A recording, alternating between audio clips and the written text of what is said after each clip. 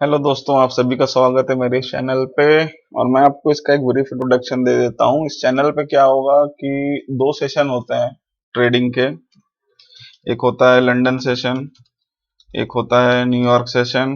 ठीक, तो उस सेशन के ठीक पहले मैं क्या करूँगा, एनालिसिस वीडियो अपलोड कर दूंगा। सपोज कीजिए कि लंदन सेशन शुरू होता है 12:30 बजे, तो 11 बजे तक, 11:30 बजे तक आपको इसका एक एनालिसिस वीडियो मिल जाएगा। और उस एनालिसिस वीडियो के बेस पे हम इस सेशन में ट्रेड्स लिया करेंगे। तो आपको ऐसे दो वीडियो दिन में मिलेंगे, दो इंग्लिश के, दो हिंदी के। ठीक, और ये सेशन क्या होता है, अगर इसके बारे में आपको जानना हो तो आप कमेंट सेक्शन में लिख दीजिएगा, मैं इस पर एक सेपरेट वीडियो बना दूंगा कि सेशन क्या होता है। अब मैं आपको बेसिक आइडिया बता देता हूं कि मैं कैसे ट्रेड करता हूं। और एक चीज और बता दूं, मैं ट्रेड करता हूं सिर्फ प्राइस एक्शन पे, जो भी प्राइस एक्शन हो रहा हो, और कुछ हेल्प लेता हूं वॉल्यूम की, बस। इसके अलावा कोई इंडिकेटर कुछ भी नहीं। ठीक, एकदम क्लीन चार्ट रखना मुझे पसंद है। जितना चार्ट क्लीन रहेगा उतना ज्यादा आपको समझ में आएगा। मैं एक आपको बेसिक एग्जांपल देता हूं कि मेरा तरीका क्या है ट्रेड करने का। वैसे उसके अलावा भी बहुत सी चीजें हैं जो मैं देखते हुए ट्रेड करता हूं, और वो आप धीरे धीरे एनालिसिस के साथ सीखते जाएंगे। ठीक, तो चलिए एक चार्ट उठा लेते हैं। अपना फेवरेट यूरो यूएसडी ले लेते हैं। ठीक है, यूरो यूएसडी बहुत कॉमन चार्ट है, बहुत फेवरेट चार्ट है सबका। इसमें एक बढ़िया एग्जांपल ढूंढा जाए, और ये मैंने एग्जांपल अपने, एक्चुअली मैंने इसका एक इंग्लिश पार्ट भी अपलोड किया है, उस पर मैंने यही एग्जांपल लिया था, इसलिए मैं यही एग्जांपल लेके चलता हूँ। ठीक है, पहले सोचा था कि डिफरेंट एग्जांपल ले लेता हूँ, लेकिन लगा कि नहीं, सेम एग्जांपल रखा जाए। तो अब समझिए कि 5 सितंबर, ठीक, यहाँ नीचे डेट दिख रही होगी आपको इस जगह पे। ठीक, तो सोचिए कि 5 सितंबर को मेरे किसी बैंक के दोस्त ने, या किसी राष्ट्रपति ने, या किसी दुनिया के बड़े आदमी ने मुझे एक इनसाइडर न्यूज दी कि यूरो यूएसडी सेल होने वाला है। सेल मतलब कि नीचे जाने वाला है। मैं क्या करूंगा, मैं यहां से ना ऑर्डर बिल्डिंग, एक चीज होती है, वो शुरू कर दूंगा। ऑर्डर बिल्डिंग क्या होती है, मैं आपको बेसिक समझा देता हूँ। सपोज कीजिए, पहली बात कि ये फॉरेक्स मार्केट इतनी बड़ी मार्केट है कि इसको मूव करने के लिए 1 लाख, 2 लाख, 1 करोड़, 2 करोड़ रुपए से मूव नहीं होगा। इसके लिए आपको बिलियंस चाहिए। पहली बात तो ये। तो मुझे 5 सितंबर को मेरे किसी अंदर के मित्र ने बता दिया, इनसाइडर न्यूज जिसको बोलते हैं, कि यूरो यूएसडी नीचे जाने वाला है, यानी कि यूएसडी स्ट्रांग होगा, यूरो वीक होगा। तो मैं क्या करूंगा, सपोज कीजिए मेरे पास 10 मिलियंस हैं।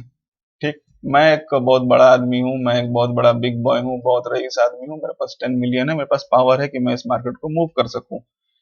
मैं बैंक भी हो सकता हूँ, मैं कोई अमीर सेठ भी हो सकता हूँ। ठीक, अब मान लीजिए कि मैं यहां पर आकर के अपने 10 मिलियंस के ऑर्डर प्लेस कर देता हूं, तो क्या होगा कि 1 मिलियन यहां तक लगेंगे, फिर 2 मिलियन यहां तक, 3 मिलियन यहां तक, फिर बचे हुए 4 मिलियन कुछ इधर कहीं प्लेस होंगे।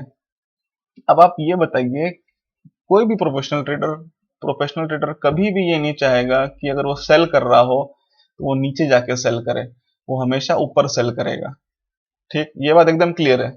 अगर प्राइस भाग भी जाएगी तो वो वेट करेगा प्राइस को वापस आने का इस लेवल पे, तभी जाके वो सेल करेगा। उससे पहले वो सेल कर ही नहीं सकता है। प्रोफेशनल ट्रेडर कभी ये नहीं करेगा।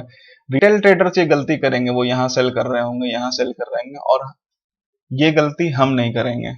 हम जाएंगे प्रोफेशनल ट्रेडर के साथ, बड़े बड़े सेठों के साथ, वो जहां पे ट्रेड कर रहे होंगे वहीं पे अपना हम ऑर्डर प्लेस करेंगे। अब कैसे करेंगे वो भी बताता हूँ। ठीक, तो यहाँ पे मुझे पता चल गया था कि ये नीचे जाने वाला है, मेरे पास 10 मिलियन है। यहाँ मैंने 1 मिलियन डाला, 1 मिलियन यहाँ डाला, 1 मिलियन यहाँ कहीं डाला, यहाँ कुछ आधा मिलियन डाल दिया। इस तरह करते करते मैं डालते गया। अब जब जब मैं डाल रहा था, तब तब कोई ना कोई बायर यहाँ बाई किया कर रहा था, यहाँ बायर बाई कर रहा था, यहाँ पे बायर ने बाई किया। और जब बायर बाई कर रहा था तो मेरे लिए और अच्छा था, वो मुझे और अच्छे प्राइस दे रहा था। अगर यहाँ से बायर बाई नहीं करता तो मुझे यहाँ कहीं अपने ऑर्डर प्लेस करने होते। तो बड़ी अच्छी बात है कि बायर बाई कर रहा था, यहाँ मैंने ऑर्डर प्लेस किया, यहाँ बायर ने बाई किया, यहाँ मैंने ऑर्डर प्लेस कर दिया उसके अगेंस्ट।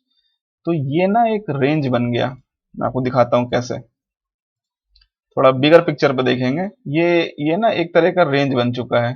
ठीक, अब बहुत लोग ना रेंज को हेट करते हैं कि रेंज में कुछ होता ही नहीं है, और मैं या हम जो यहाँ सीखेंगे, रेंज में ही सब कुछ होता है। इसीलिए हमारा नाम चैनल का नाम रेंज लवर है। यहाँ पे क्या होगा, यहाँ बहुत बड़ी एक ऑर्डर बिल्ड हो चुकी है, ये मुझे पता चल चुका है। रेंज देखते ही मैं समझ जाता हूँ कि एक बहुत बड़ी ऑर्डर बिल्ड हुई है। ठीक, अब यहाँ पे ना क्या होगा, एक ऑफ बैलेंस क्रिएट हुआ। वो न्यूज के कारण हो सकता है, किसी भी कारण से ऑफ बैलेंस, मतलब कि सेलर ज्यादा हो गए। और जब इस बार ये नीचे जा रहा था, इस बार जब ये नीचे जा रहा था, इसे कोई रोकने वाला नहीं था, मतलब बायर खत्म हो चुके थे। ये होता है ऑफ बैलेंस। बैलेंस खत्म हो गया, बैलेंस टूट गया, पूरा नीचे चला गया मार्केट। ठीक, अब यहां तक सपोज कीजिए कि मैं 6 मिलियन ही अपने फिल कर पाया था, अभी भी मेरे पास 4 मिलियन बचे हैं। अब मैं क्या करूंगा, वेट करूंगा प्राइस के आने का वापस से, जैसे मैं यहाँ पे वेट कर रहा था उस तरह यहाँ वेट करूंगा।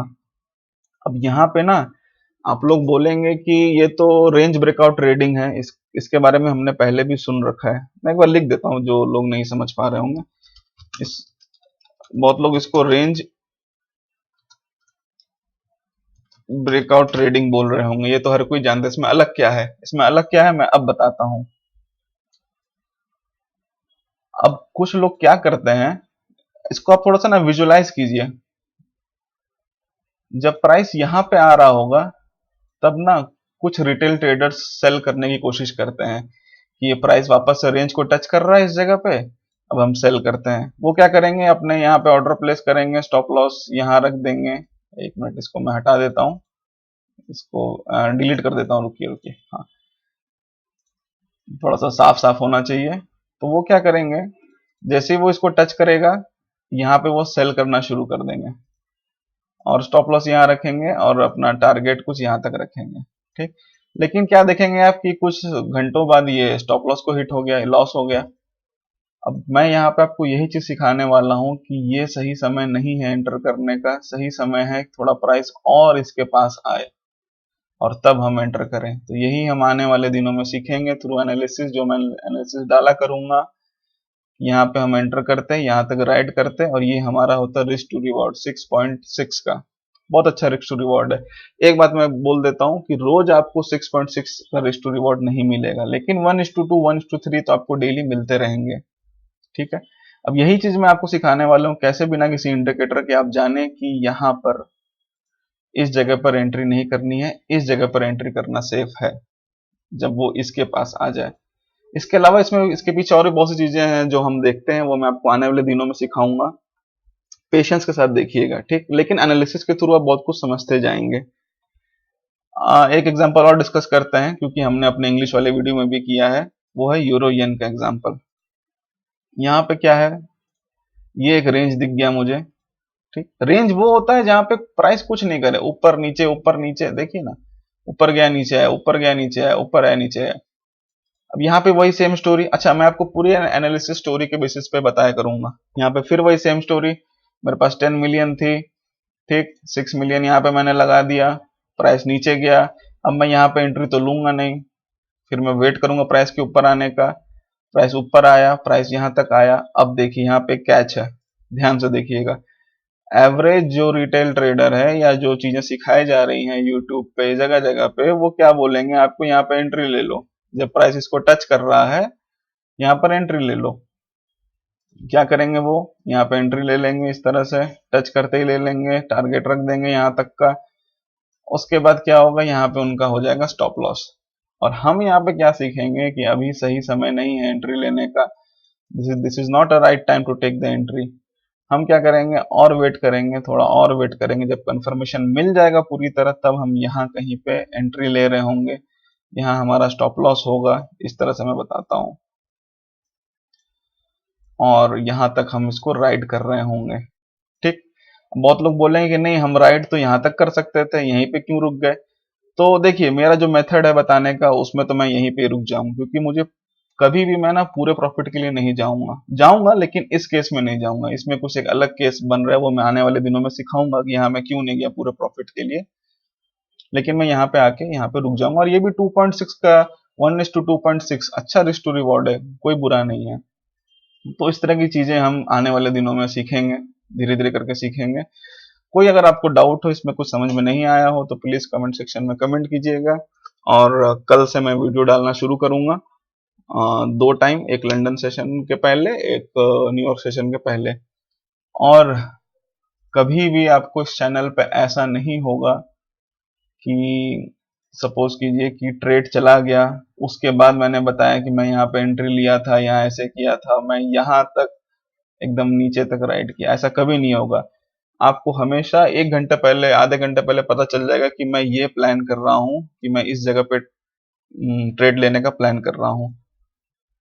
कभी भी आपको ट्रेड होने के बाद नहीं पता चलेगा, आपको पहले ही पता चल चुका होगा, जिसको कि हम इंग्लिश में बोलते हैं एंटिसिपेशन, पूर्वाभास हिंदी में बोलते हैं। तो हम पहले से ही हम तैयार रहेंगे। चलिए आज के लिए इतना ही, और उम्मीद करता हूँ आपको सब समझ में आया होगा। ये जो समझ में नहीं आया होगा वो धीरे धीरे डेली एनालिसिस देखते देखते समझ में आ जाएगा। कोई प्रॉब्लम हो कमेंट सेक्शन में कमेंट कीजिए। Thank you.